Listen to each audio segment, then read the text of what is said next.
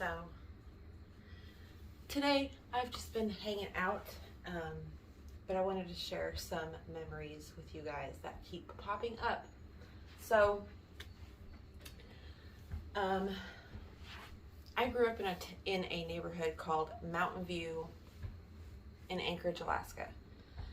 If you're from Mountain View, or if you are from Anchorage, then you know of Mountain View, and you know how crazy it was back in the day, like early 2000s is what I was talking about. I want to kind of just like share my experiences with the police, okay? As a white woman, coming from a mixed race family, heavily mixed race family, I had a lot of crazy experiences with the police, and I keep getting these flashbacks of my experiences with them. Sometimes I have really crazy, intense, like dreams, more like nightmares because they feel so real. And I just wanted to share them with you guys. So when I was about 14, I started dating this guy named Ed. He was in a gang. The folk gang. This was the sign. I know, don't throw gang signs, but this was it. Okay, I know the handshake. If I had somebody here, I would like do it with them to show you guys. And when I started dating him, he was 3 years older than me. He was 17 when I was 14, and he sold drugs. He sold crack. I didn't know much about drugs when I first started dating him, but I quickly was introduced to this dangerous lifestyle that I had no business being a part of, and nobody even cared enough to like step in and intervene. Like, we had the same probation officer, so like we weren't allowed to hang out with each other for a long time, but so I started dating him. He was friends with the people that I hung around that were in the same neighborhood. And I quickly took on this persona of this tough, mean person. I was already having to be this person because of the environment I was in. It was like either I do something or nobody's gonna do anything type of situation. I was put into a lot of dangerous situations by all the adults that I was in that were taking care of me, supposed to be taking care of me. Like, I had a lot of experiences with drug houses and all that kind of stuff. And so I started dating this guy, and I quickly, started partying with him. And of course, he was partying with adults, and I was out partying with straight up 30-year-olds, you guys, at 14. To just think, my daughter is that age right now. She's about to be 14. To imagine her, she's such a baby. Like, to imagine her in that same situation, oh my gosh, you guys, I don't see how anybody didn't care. And he would get in trouble with the cops a lot. I remember him like getting out of prison or getting out of jail, and he would come like knocking on my window in the middle of the night or early in the morning. And it quickly became known that him and I were dating, that him and I ran together, that we started to do this thing called car hopping. Okay, it was where we would break into people's cars in the middle of the night and steal whatever we could, like, because we were broke, we were hungry, we were desperate, we were poor. And when you're in those situations, you guys, you will do anything to survive. And we took that route. Not very proud of that. We quickly got in trouble. My sister, she started writing bad checks, and him and I were cashing them. But like most people in my life, anytime shit got deep or we got in trouble, everybody jumped ship and abandoned me, and I ended up taking the fall usually for a lot of things. And everybody kind of just acted like they didn't know me. I remember one time we were running from the cops. We ran from the cops a lot, you guys. We were constantly in trouble. You know, we were part of gangs. We robbed people. We were doing all kinds of insane shit. And then I got in trouble around almost 15, and I got locked up. We had the same probation officer. She forbid us from talking. We kind of talked here and there, and I got sent away till about 19. But hold on. But Mark is here, so I'm going to finish the story, you guys, a little later.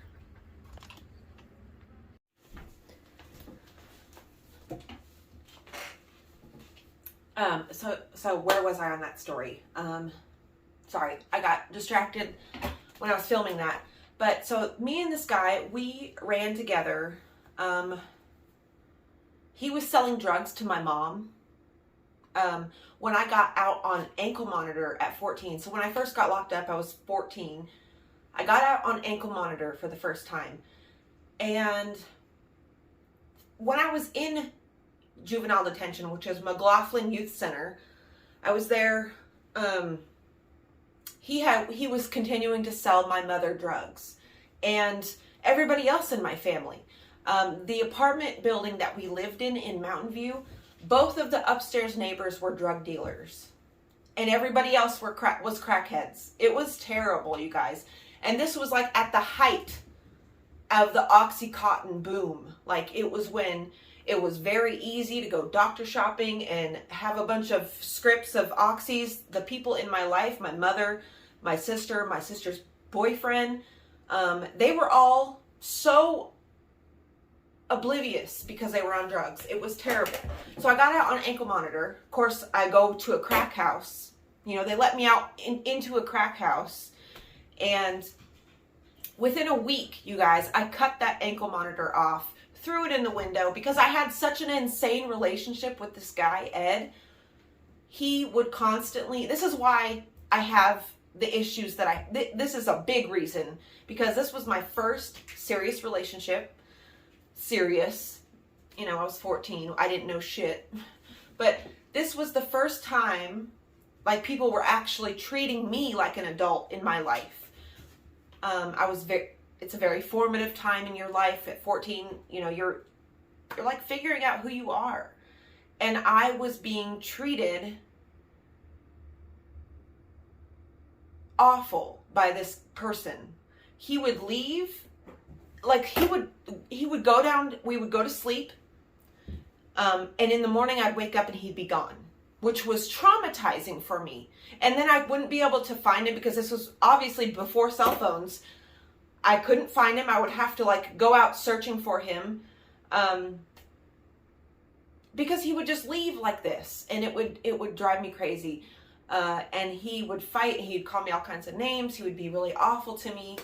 And it's funny because he just messaged me. Literally, I looked through my Facebook messages, and he messages me about once or twice a year. And I used to pick up the phone, call him, and I would still entertain it, because you guys, I don't know why I would do this. I would still entertain him and the idea of us. I remember when I got out of treatment at 19. I went and seen him in prison. You guys, my mom, she would take me to the Anchorage County Jail, or Anchorage Municipal Jail. It's not county. County is down here in the lower 48s, but they would take me to the Anchorage Jail. My mom would, as the adult, and she would let me go see this person who treated me awful, who sold her drugs, and she would let me go see him. She would let us have contact visits. I was like 14 or 15 when this was going on. This was all before I got sent away, because I got sent away at, when was it? July 27th, 2004. Okay, I was almost 15. I was about to be 16. Okay. but before that, I had been in Sitka group homes. They sent me to Sitka. They sent me to Alaska Psychiatric Institute. They sent me, and all the while, you guys, through all of this, nobody went into my home and reprimanded my mother.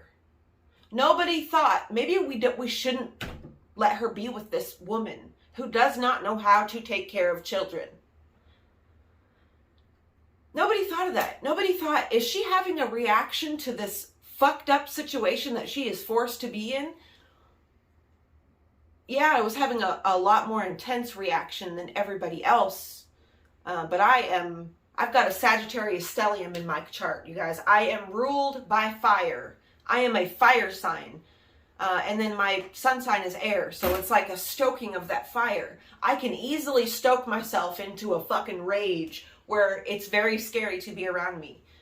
And over the years, I've learned how to channel that rage. But I still have PTSD from all of this, which is why when the cops, they come do normal things in my life, you know, and I'm doing normal things, I get terrified because of all these experiences. You guys, I have had canine units chase me, literally chase me.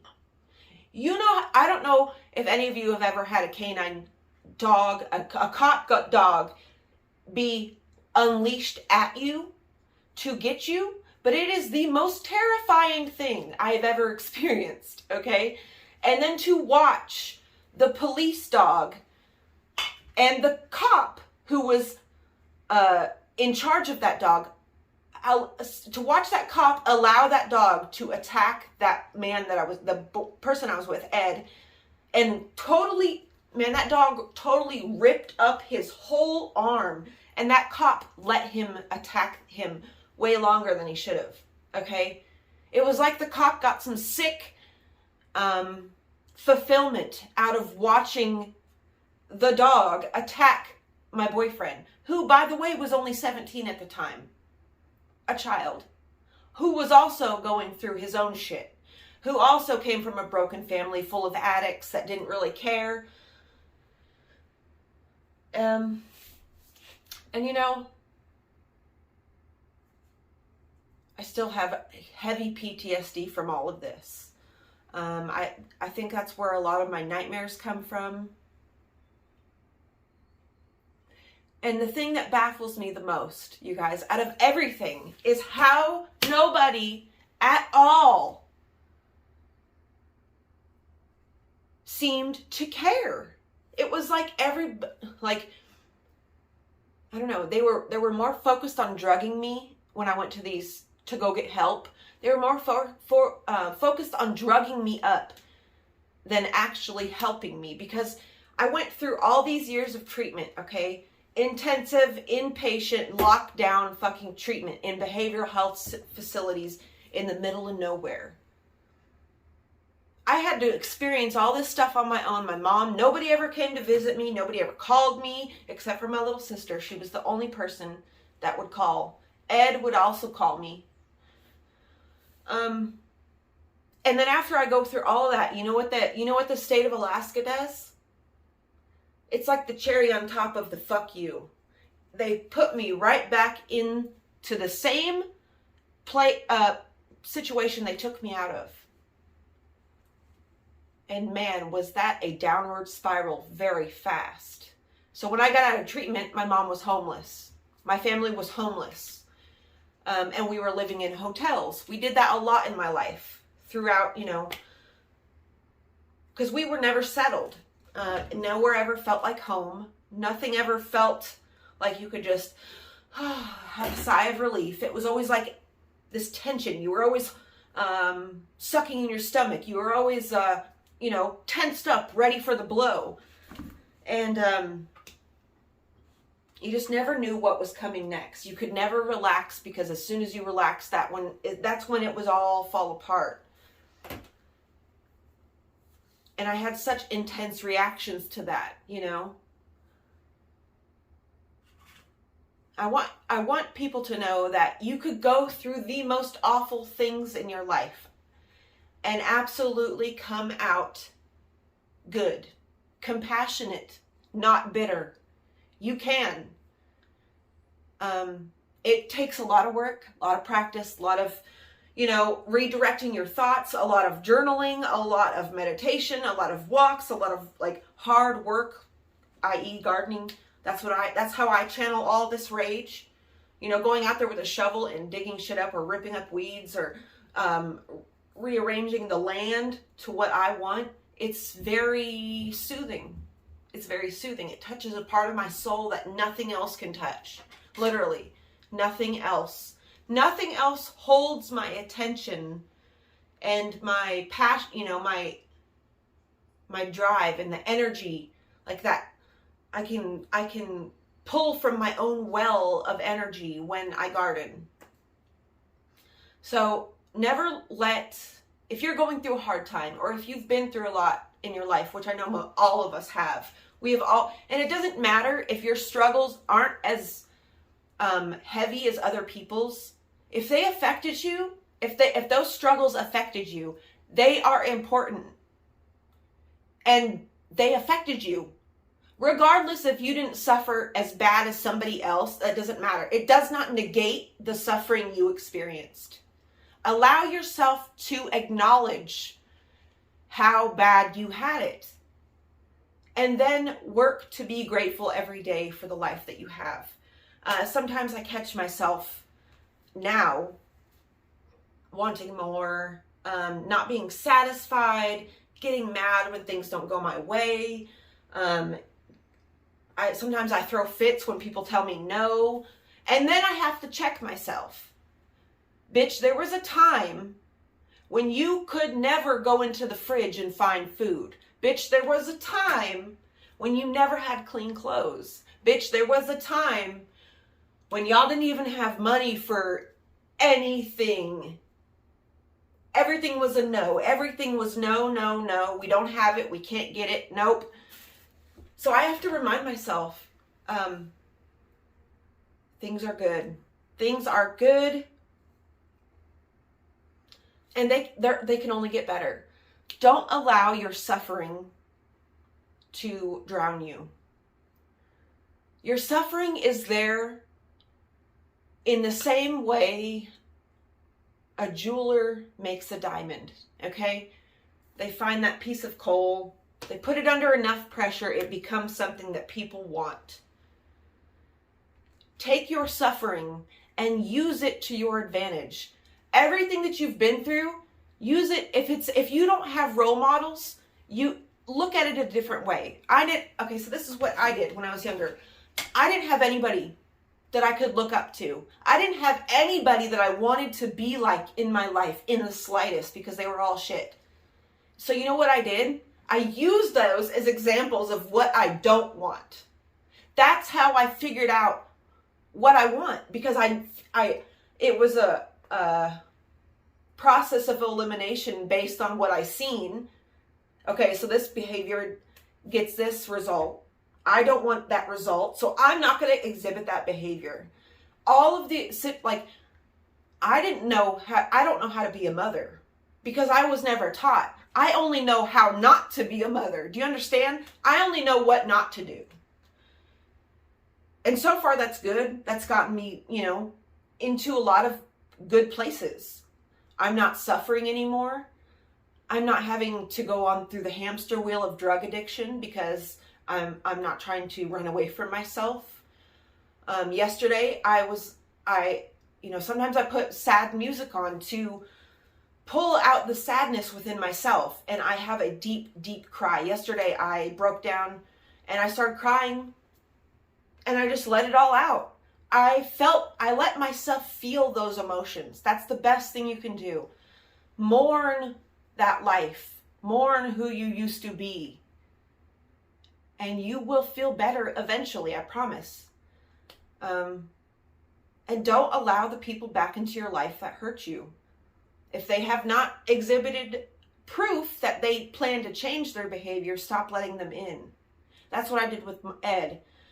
He texted me the other day, or last time he texted me last year. He said, "How you been?" I said, "I've been doing great." and I don't want to talk to you. Because this man's still getting in trouble. This man still spends almost half his life in jail. And we're almost 40 now. And you're still in that hamster wheel. I really feel sorry for people. Just know that you don't have to keep doing what you've always done. You can do something different anytime you want. You can start being somebody else anytime you want. And the people around you who benefited off you being the way you have been, they're going to get mad. Let them get mad.